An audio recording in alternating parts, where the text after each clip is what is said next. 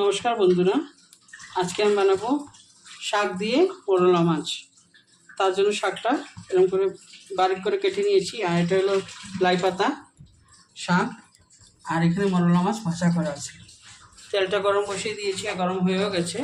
এখন আগে শাকটা দিয়ে দেবো।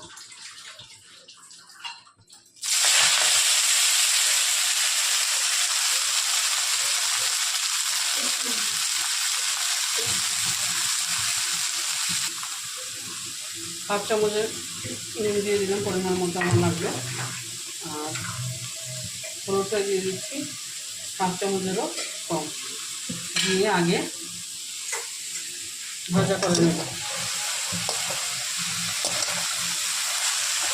একটু মজে যাবে।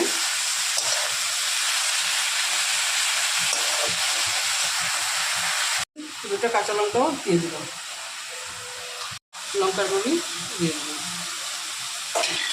একটু পেঁয়াজ বাটা দিয়ে দিচ্ছি, দিয়ে আর একটু কষিয়ে নেব।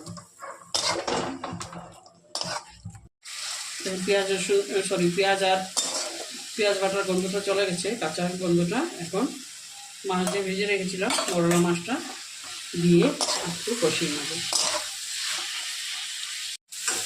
এখন বন্ধুরা মাছটা কষে গেছে, শাকের সঙ্গে এখন জলটা দিয়ে দিচ্ছি।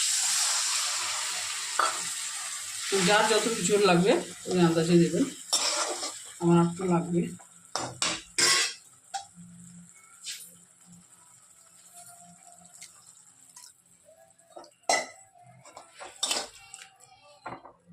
ভালো মতো জালটা তুলে নিলেই হয়ে যাবে।